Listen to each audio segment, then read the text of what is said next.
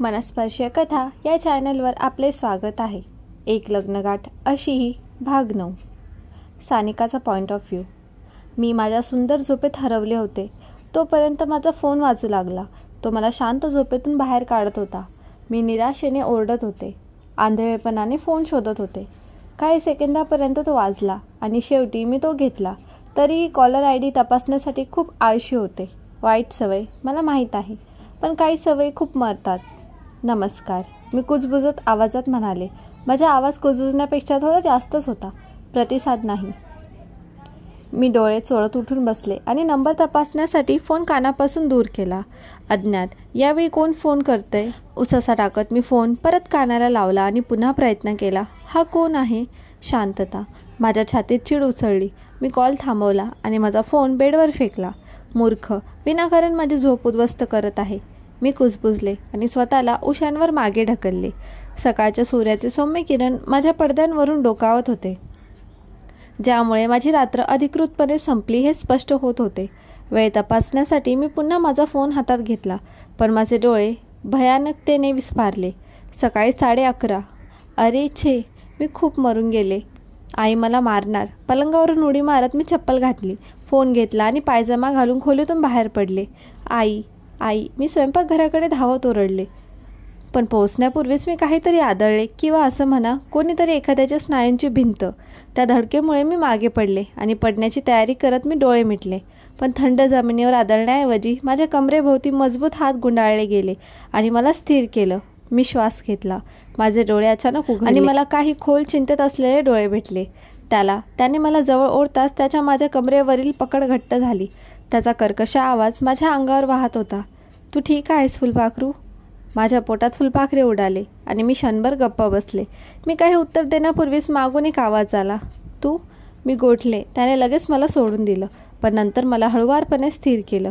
मी घुसखोराकडे पाहण्यासाठी वळले तेव्हा माझे गाल जळत होते. नीलम तिथेच उभी राहिली आणि आम्हाला चिडवत म्हणाली, काय रे, तुमचे प्रेम प्रकरण खोलीतच ठेवा प्लीज. मी तिच्यावर एक खुनी नजर टाकली, पण त्यामुळे तिचे हास्य आणखी वाढले. गप्प बस, त्रास दे ना ती. तू कुरकुरला. स्पष्टपणे चिडला होता. तिने फक्त त्याच्याकडे डोळे फिरवले आणि माझ्याकडे वळून म्हटले, लवकर कर, दादा त्याच्या बायकोसोबत नाश्ता करण्यासाठी भुकेला आहे. तिने माझ्याकडे डोळे मिचकावले. हा शब्द दाबला आणि नंतर तिच्या भावाकडे हसली. तोही फक्त हसला. अरे खरंच. ईशान भिंतीला टेकून हात ओलांडत म्हणाला, बरं, कोणाचा तरी नवरा तिच्याशी बोलण्यासाठी आतुर आहे. कदाचित मी तिला फोन करण्याची आठवण करून द्यावी. नीलमचे संकुचित भाव लगेच निघून गेले. तिने अचानक घसा साफ केला. अरे, मला काही काम आहे, आणि असे म्हणत ती तिच्या खोलीकडे निघाली. त्याच्या छातीतून एक खोल हास्य आले, ज्यामुळे माझ्या मणक्यात थरथर कापू लागली. मी त्याच्याकडे पाहिलं तेव्हा माझे हृदय धडधडत होते, पण त्याची नजर आधीच माझ्यावर होती. माझा हात त्याच्या हातात घेऊन तो मला स्वयंपाकघरात घेऊन गेला. नकार. नाश्त्याच्या तयारीत व्यस्त असलेल्या आई आणि आत्या त्यांचं स्वागत करण्यात त्याचा आवाज उबदार होता. नमस्कार बाळांनो. ते दोघेही आमच्याकडे वळल्या. आमचे हात जोडलेले पाहून आत्या आनंदाने चमकली, तर आई, बरं, ती फारशी खुश दिसत नव्हती. सानिका बेटा, आईच्या आवाजात एक कडक टीका होती. किमान लग्नानंतरचा तुझा पहिला दिवस आहे. मी माझे ओठ चावले आणि तिला एक घाबरलेले स्मित दिले, पण ईशानने फक्त खांदे उडवले. मला वाटतं ती अगदी छान दिसते. मला तिच्या पायजम्यात असण्यात काही अडचण दिसत नाही. त्याच्या बोलण्याने माझ्या छातीत उबदारपणा पसरला. आई पुढे काही केले नाही, तरीही मला तिच्या डोळ्यात नापसंती जाणवत होती. आम्ही जेवणाच्या टेबलावर बसलो, जिथे ताज्या बनवलेल्या पराठ्यांचा, अंडी, सँडविच, टोस्ट, संत्र्याचा रस, कॉफी आणि चहाचा सुगंध वातावरणात दरवळत होता. पण माझे लक्ष फक्त चहा पराठ्यावर होते. नाश्ता कितीही भव्य असला तरी चहा आणि पराठ्याचा आरामदायी चवीपेक्षा काहीही चांगले नाही. मी एक घास घेतला, तो माझ्या चहात बुडवला आणि समाधानाने उसासा टाकला. नाश्त्याच्या मध्यभागी आई तिच्या थंड, निरर्थक स्वरात बोलली, नाश्ता झाल्यावर माझ्या खोलीत ये. मी गिळले. निशब्द मान हलवत मी माझा घसा चावत राहिले. मी आत पाऊल ठेवताच आईची शिवीगाळ सुरू झाली. सिरियसली सानिका, लग्नाच्या पहिल्या दिवशी कोण पायजामा घालून येतं? ईशान काय विचार करेल? आत्या काय म्हणत असेल की मी तुला अशी शिस्त लावली आहे? मी डोकावले. मी बाबांकडे पाहिले. शांतपणे मदतीसाठी याचना करत होते, पण त्यांनी फक्त खांदे उडवले आणि टीव्ही पाहत राहिले. माझे डोके खाली पडले. डोळ्यातून अश्रू वाहत होते. आई आणि बाबांनी कधीही माझ्यावर आवाज उठवला नाही. आताही आई ओरडत नव्हती, पण तिचे शब्द अजूनही मला त्रास देत होते. सानिका. माझ्या शिंकण्याचा आवाज ऐकून आईचा आवाज मंद झाला. मी अश्रूंनी भरलेल्या डोळ्यांनी तिच्याकडे पाहिलं आणि जवळजवळ लगेच तिचे भाव विरघळले. तिने एक उसासा टाकला आणि मला मिठीत घेतले. आई, तू माझ्या फुलाला रडवलेस. बाबांनी मला त्यांच्या मिठीत ओढलं तेव्हा मी सुंका मारत हसले. मी वचन देते आई, आतापासून मी अधिक काळजी घेईन. मी बडबडले. ती माझी मुलगी आहे. तिने माझ्या डोक्यावर प्रेमाने हात फिरवला. दूर सरकत मी माझे अश्रू पुसले. आई, बाबा, मी नीलमशी थोडे बोलणार आहे. ठीक आहे. त्यांनी मान हलवली. बाबांनी माझ्या कपाळाचे चुंबन घेतले तर आईने माझ्या डोक्यावर थाप दिली. आम्ही बागेतल्या झुल्यावर बसलो. दुपारचा थंड वाऱ्याचा आनंद घेत होतो तर नीलम भोवया हलवत बोलू लागली. कसं होतं? मी कपाळ मोक्ष लावला. कसं होतं काय? मूर्खपणा करू नकोस. मी तिच्या हातावर थाप मारली.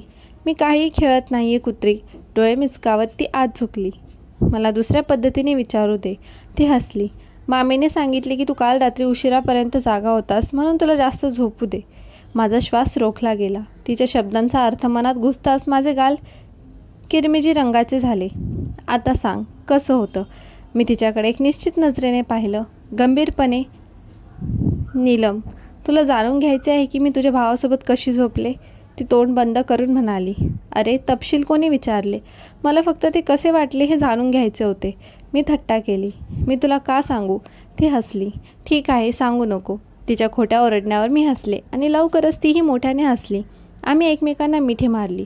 आमच्या शांत दुपारचा आनंद घेत होतो. आम्हाला माहीत नव्हतं की वादळ येत आहे, जे सर्व काही बदलून टाकेल. पुढील कथा ईशानच्या पॉईंट ऑफ व्ह्यूने आहे. ईशान. मी तातडीच्या ईमेलनं उत्तर देताना माझे बोट कीबोर्डवरून वेगाने फिरत होते, पण माझे लक्ष दुसरीकडेच होते. माझे फुलपाखरू सकाळपासून आमच्या खोलीत येण्यास नकार देत होते. घरात फिरत होते. माझ्याशिवाय सर्वांशी आनंदाने गप्पा मारत होते. मला मत्सर वाटला असे म्हणणे कमीपणाचे ठरेल. मला तर मत्सर वाटतच होतं. एक उसासा टाकत मी डोक्याच्या बोर्डला मागे झुकलो. कपाळावर हात फिरवत होतो आणि मंद वेदना होऊ लागल्या. मी माझा चष्मा काढला, जे मी फक्त ऑफिसच्या कामासाठी घालत असे, आणि क्षणभर डोळे मिटले. खोलीत एक मंद आवाज आला आणि मला माझ्या विचारांमधून बाहेर काढलं. मी डोळे उघडले आणि मामा दाराशी उभे असलेले दिसले. लगेच माझ्या चेहऱ्यावर हास्य उमटलं. ते आत आले तेव्हा मी आदराने बेडवरून उतरलो. 3 लांब पावलांनी आमच्यातील अंतर पार केलं. त्यांच्या चेहऱ्यावर मंद हास्य होते. मी तुला त्रास दिला आहे का असे दिसते, त्यांनी टिप्पणी केली. त्यांचे डोळे माझ्या लॅपटॉपकडे वळले. अजिबात नाही. मी मान हलवली. जर तुम्हाला काही हवे असते तर तुम्ही मला फोन करू शकला असता. मी तुमच्याकडे आलो असतो. तर स्वतःसाठी येण्यासाठीही आवश्यक होतं. ते बेडवर बसले आणि मला त्यांच्यासोबत येण्याचा इशारा केला. मी त्यांच्या शेजारी बसलो. कुतूहल मनात घोळत होतो. मला सांग, तुझे वैवाहिक जीवन कसे चालू आहे? माझी मुलगी तुला खूप त्रास देत आहे का? त्यांची लाडकी मुलगी सानिकाचा उल्लेख ऐकताच त्याचा आवाज मंदावला. मी हसून म्हणालो, त्यामुळे माझ्याशी चांगले वागले आहे मामा. तुमची मुलगी? मी विनोदाने थट्टा केली. तुम्ही तिला इतर कोणापेक्षा जास्त ओळखता. ती फक्त गोड आणि चांगली वागणारी आहे. माझ्या उत्तरावर ते हसले आणि त्यांचे भाव गंभीर झाले. तू आनंदी आहेस का ईशान? त्याच्या प्रश्नाने माझे हसू आणखी वाढले. हो, मी आहे. मी कधीही नव्हतो त्यापेक्षा जास्त आनंदी आहे. तुमच्या मुलीशी, माझ्या फुलपाखराशी लग्न होणं हे स्वप्नासारखे वाटते. मामाने दीर्घ श्वास सोडला. त्याची मुद्रा बदलत होती. मला तुला काहीतरी मागायचं आहे ईशान. तू ते मला देशील का? त्यांच्या आवाजात इतकी आशा होती की ते खूप दुखावले. ते माझे मामा होते. हो, पण त्याआधी ते माझे मित्र होते. माझे सर्वात मोठा समर्थक. आणि आता पहिल्यांदाच ते काहीतरी मागत होते. नक्कीच मामा. विचारू नका, फक्त आज्ञा द्या. विसरू नका, मी तुमचा मुलगा आहे. माझा आवाज उबदार होता. माझी नजर अढळ होती. क्षणभर ते गप्प राहिले. जणू काही ते त्याचे शब्द काळजीपूर्वक निवडत होते. मग ते बोलले, माझ्या मुलीला तू तेवढे प्रेम द्यावेस असे मला वाटते. ती तरुण आहे, थोडी अपरिपक्व आहे आणि लाजाळू आहे, पण ती भोळी देखील आहे आणि तिचे हृदय सोन्यासारखे आहे. त्याने माझा हात घट्ट धरून ठेवला. बेटा, कदाचित मी खूप विचारात आहे. कदाचित मी मर्यादा ओलांडत आहे. पण मी फक्त तुला तिच्याशी संयम आणि काळजीने वागण्याची विनंती करतो. ती चुका करेल, पण तिला सौम्यपणे शिकव. कधीही, आणि पुन्हा सांगतो, कधीही तिचे मन तोडू नको. त्यांच्या डोळ्यात अश्रू येत असल्याचे पाहून माझा श्वास रोखला गेला. मामा, यापूर्वी कधीही इतके असुरक्षित नव्हते. मी तुला माझं हृदय दिलं आहे ईशान. तिची काळजी घे. आणि जर कधी ते जोरात घेऊन म्हणाले, जर कधी तुला तिचा कंटाळा आला तर तिला माझ्याकडे परत आण. मी भारावून जाऊन त्यांचा तळहात माझ्या हातात घेतला आणि त्यावर एक मऊ चुंबन घेतलं. मी मान हलवली. माझ्यावर मनापासून विश्वास ठेवा. मी तुम्हाला शपथ देतो, या जन्मात किंवा पुढच्या जन्मात मी तुमच्या मुलीला कधीही दुखावणार नाही. ती आता माझी पत्नी आहे, पण ती नेहमीच तुमची मुलगी राहील. मी तिला तिच्या पात्रतेनुसार धीराने, समजूतदारपणे प्रेम करेन. मी वचन देतो. मामा हसले. त्यांचे डोळे धुके होते. मी बेफिकरपणे कपाळावर हात घासत असताना त्यांची नजर माझ्या कपाळावर गेली. तुला डोकेदुखी आहे का? मला झोप येत नसल्याने मला एक भयानक गोष्ट सांगायची होती, पण त्याऐवजी मी फक्त मान हलवली. ते हसले. मी सानिकाला सांगेन की तुला एक कप कॉफी बनवून दे. तुझी डोकेदुखी काही सेकंदातच नाहीशी होईल. माझ्या फुलपाखराचा फक्त उल्लेख करताच माझ्या ओठांवर हास्य उमटले. मी तिला पाहण्यासाठी आतुर झालो होतो, अगदी क्षणभर तरी. पण मी स्वतःला नकार देण्यास भाग पडले. काही गरज नाही. ती बागेत नीलमसोबत गप्पा मारण्याचा आनंद घेत आहे. मामा हळूच हसले.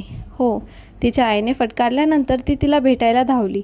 ती मला वाचवण्यासाठी कशी विनंती करत होती ते तुला पाहायला हवे होते. माझ्या मनात लगेच तिच्या विनवणी करणाऱ्या डोळ्यांची एक प्रतिमा आली. आणि जर ते मला कठीण करत नसतं तर तिच्या भीक मागण्याचा फक्त विचारानेच मला हे झालं. माझ्या फुलपाखरूस माझा मृत्यू झाला असता. मी आत्ताच कोणाला तरी तुझी कॉफी पाठवायला सांगतो. मी मान हलवली आणि ती निघून जाताना पाहत राहिले. आईने विचारले. तिचा आवाज काळजीने भरलेला होता. तुला सलूनमधून सानिकालाही निवडावे लागेल. हो आई, आराम कर. सगळं नियंत्रणात आहे. मी सानिकाला घेऊन येईन आणि आपण वेळेवर पोहोचू. काळजी करणे थांबव. मी तिच्या खांद्यावर अस्वस्थपणे दाब दिली. ठीक आहे, पण तरीही. मी मानसिकरित्या तोंड हलवले. अरे देवा, माझ्या आयुष्यातील सर्व महिला अतिविचार करणाऱ्या का होत्या? एक आई. सगळं काही परफेक्ट आहे. आता जा. बाबा 10 मिनिटांपासून गाडीचा हॉर्न वाजवत आहे. मी तिच्या कपाळाचे चुंबन घेतले आणि ती निघून जाताना पाहिलं. मागे वळून माझ्याकडे शेवटचे हसून गायब होण्यापूर्वी. आज रात्री आमचा जेवणाचा कार्यक्रम होता आणि संपूर्ण कुटुंब आधीच कार्यक्रमस्थळी पोहोचले होते. मी एकटाच उरलो होतो. माझ्या पत्नीला उचलण्याचे काम माझ्यावर सोपवण्यात आले होते. मी ऑफ व्हाईट कुर्ता पायजामा आणि बेबी पिंक शेरवानी स्टाईलचा कोट घातला होता, माझ्या फुलपाखराच्या ड्रेसला जुळणारा. गाडी सुरू करून मी सलूनकडे निघालो. पोहोचल्यावर मी तिला विचारले आणि लवकरच ती बाहेर आली आणि माझं जग थांबलं. चांदीच्या सजावटीने सजवलेले चित्तथरारक बेबी पिंक मॅक्सीमध्ये माझे फुलपाखरू अलौकिक दिसत होते. तिचे चमकणारे डोळे, लाल गुलाबी गाल, मऊ गुलाबी ओठ आणि जुळणारे दागिने तिच्या सौंदर्यात भर घालत होते. तिचे रेशमी काळे केस एका सुंदर आंबाड्यात स्टाईल केलेले होते. डोक्यावर नाजूक दुपट्टा गुंफलेला होता, त्यामुळे ती आणखी देवदूतासारखी दिसत होती. खूपच सुंदर. मी तिच्यावरून नजर हटवू शकलो नाही. ती घाबरलेली दिसत होती, म्हणून मी आमच्यातील अंतर कमी केलं आणि तिचा हात माझ्या हातात घेतला. तू खूप सुंदर दिसतेस फुलपाखरू. तिच्या गालावर एक सुंदर लाली आली आणि ती हसली. आमच्या बोटांना एकमेकात गुंतवून मी तिला गाडीत जाण्यास मदत केली. तिचा ड्रेस व्यवस्थित बसला आहे याची खात्री करून तिच्या शेजारी बसलो. आमच्यातील जागा शांततेने भरून गेली. अस्वस्थ नव्हती, पण भारलेली. ती तिच्या बोटांनी हालचाल करत होती. तिची नजर तिच्या मांडीवर होती. फक्त विचारा. मी शांतता मोडली. तिचे मोठे डोळे माझ्या डोळ्यांना भिडले. हां, तुला कसे कळले? मी हसलो. मला फक्त तेच वाटत होतं. ती शांत झाली आणि मला एक छोटीशी स्मित हास्य देत म्हणाली, नीलम तुझ्यासोबत आली नाही? नाही, ती आई आणि बाबासोबत गेली. आता फक्त तू आणि मीच आहोत. मी खिशात हात घालून नोवेला चॉकलेट काढले आणि तिला दिले. तिचे डोळे चमकले. थँक्यू ईशान. तिने एक चावा घेतला. तिच्या ओठांवरून एक गोड तोंड फुटले आणि मी हसलो. मी आमचे बोटे एकमेकात गुंतवताच ती माझ्याकडे निरागस नजरेने पाहू लागली. उर्वरित प्रवास आरामदायी शांतता झाला आणि आम्ही 30 मिनिटात आमच्या गंतव्यस्थानी पोहोचलो. आम्ही पोहोचताच मी गाडीतून उतरलो आणि प्रवासी सीटकडे गेलो. दार उघडून मी माझ्या फुलपाखराला हसत हात पुढे केला. तिने एक मंद स्मित हास्याने प्रतिसाद केला, ज्यामुळे माझे हृदय आनंदाने भरून आले आणि तिचा हात माझ्या हातात ठेवला. एका हाताने मी तिच्या मॅक्सीचा कळा उचलला, जेणेकरून ती घसरणार नाही, तर दुसरा हात तिच्या भोवती गुंडाळला. एकत्र आम्ही आमच्या कार्यक्रमामध्ये प्रवेश केला. एक नवीन अध्यायाची सुरुवात.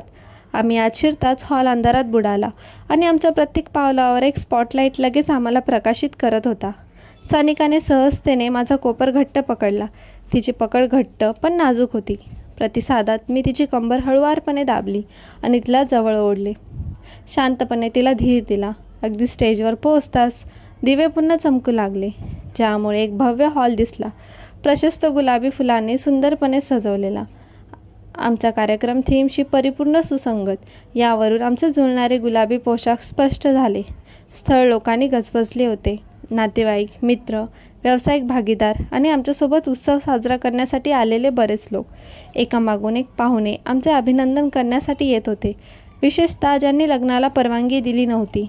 दरम्यान आमचे चुलत भाऊ बहीण प्रत्येक क्षण टिपण्यात व्यस्त होते. माझे आणि सानिकाचे वेगवेगळ्या अतरंग पोजमध्ये फोटो काढण्याचा आग्रह धरत होते.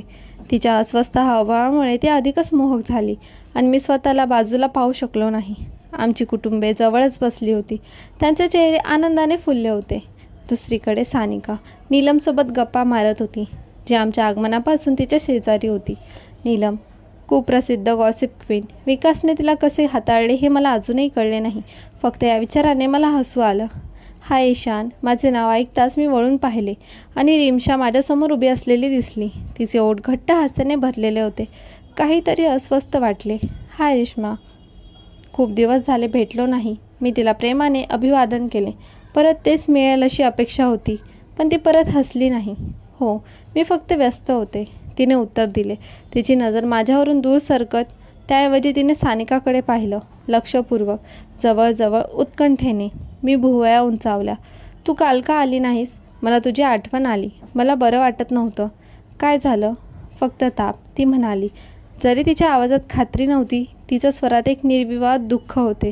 तू आता ठीक आहेस ना? मी तिच्या असामान्य वागण्याला समजून घेण्याचा प्रयत्न करत विचारलं. रेश्मा एक बहीमुर्खी होती. जवळजवळ नीलमची कार्बन कॉपी होती आणि ती आमची चुलत बहीण असल्याने दोघांमध्ये घनिष्ठ मैत्री होती. पण आता ती दूर दिसत होती. ती गप्प राहिली. तिचे डोळे अजूनही सानिकावर खिळले होते, विचारात गढून गेले होते. कॉंग्रॅच्युलेशन सानिका, ती शेवटी म्हणाली, एक जबरदस्त स्मित हास्य करत. आता तिच्याकडे पूर्णपणे लक्ष देणाऱ्या सानिकाने नम्रपणे मान हलवून उत्तर दिले. मग रेश्मा माझ्याकडे वळली आणि मी ते पाहिलं. वेदना. तिच्या डोळ्यात अखंड अश्रू चमकणारे काहीतरी अव्यक्त होते. असे काहीतरी ज्यामुळे माझी छाती घट्ट झाली. मी काही बोलण्यापूर्वीच तिने तिची नजर बाजूला केली, एक थरथरणारा श्वास घेतला आणि निघून गेली, ज्यामुळे ती पूर्णपणे गोंधळून गेली. मी आजूबाजूला पाहिले. बाकीचे सगळे रवी, तान्या, रमेश ठीक दिसत होते, आनंदी अगदी. पण रिमशा ती एकटीच विचित्र वागत होती. रवी आणि रिमशा हे माझ्या मोठ्या मामीची मुली भावंडे होती, तर तान्या आणि रमेश हे माझ्या धाकट्या मामाचे भावंडे होते आणि तिच्या भावंडामध्ये सर्वात लहान होती, त्यामुळे माझ्या मामी तिच्यापेक्षा मोठ्या होत्या. सानिकाच्या बाजूने तिचे माहेरचे कुटुंब तिच्या वडिलांनी इतकेच लहान होते. तिला फक्त एकच मामा आणि मामी होती. त्यांच्यासोबत त्यांचा मुलगा अमर होता, जो तिच्यापेक्षा 4 वर्षांनी मोठा होता. तिचे आजोबा खूप पूर्वीच वारले होते. मग तिची काकू आणि मोठा भाऊ होते. जुन्या वैमनस्यांमुळे ते क्वचितच संपर्कात राहिले. सानिका फक्त आमच्यासोबत राहिली, आमच्या छोट्या कुटुंबात. एक कुटुंब ज्यामध्ये एकेकाळी मोठी आत्याचा समावेश होता, पण आता नाही, पुन्हा कधीही नाही. ईशान ऐक. माझ्या फुलपाखराचा गोड आवाज माझ्या विचारांना भिडला. हो फुलपाखरू, मी लगेच उत्तर दिलं. त्यानंतर छेडछाडीचा एक समूह सुरू झाला. दादा, तुला खूप चाबूक मारले आहे. ईशानने संशयास्पद कपाळ वर करून खोडकरपणे हसले. मी तिच्याकडे डोळे मिचकावले. मी तुला 5 वेळा फोन केला आणि तू माझं ऐकलंही नाहीस. ती कुजबुजली. मग सानिकाकडे बोट दाखवलं. पण ती तुला एकदा फोन करते आणि अचानक तू सर्वांचे कान बंद करतोस. तिच्या या बोलण्याने सानिका रागावली, तर माझे बाकीचे चुलत भाऊ बहीण हसले आणि ओरडले. ईशान, कॉंग्रॅच्युलेशन, तू अधिकृतपणे बायकोचा बैल झाला आहेस. मी उसासा टाकला, मान हलवली. असं काही नाही आहे. रवी जाणून बुजून हसला. हो, म्हणजे तुम्ही दोघेही पहा, जुळणारे कपडे आणि सर्व काही. मी बनावट शरणागती पत्कारत हात वर केला आणि सर्वांकडून पुन्हा एकदा हास्याचा वर्षाव झाला, माझ्या फुलपाखरासह. पण मी आजूबाजूला पाहिले तेव्हा मला काहीतरी जाणवले. रिमशा गेली होती. जेवण होईपर्यंत आम्ही एकमेकांशी बोलत राहिलो, हसत राहिलो आणि चिडवत राहिलो. पाहुणे जेवल्यानंतर ते एक एक करून निघून जाऊ लागले. शेवटी फक्त आमचे जवळचे कुटुंब राहिले. आई आणि बाबाने परवानगी दिल्यावर नेहमीच अधीरपती विकास माझ्या बहिणीला घरी घेऊन गेला आणि मग अचानक माझ्या मनात चिंतेची लाट आली. वेळ झाली होती. मला बाबाशी बोलायचे होते. एक दीर्घ श्वास घेत मी त्यांच्या जवळ गेलो.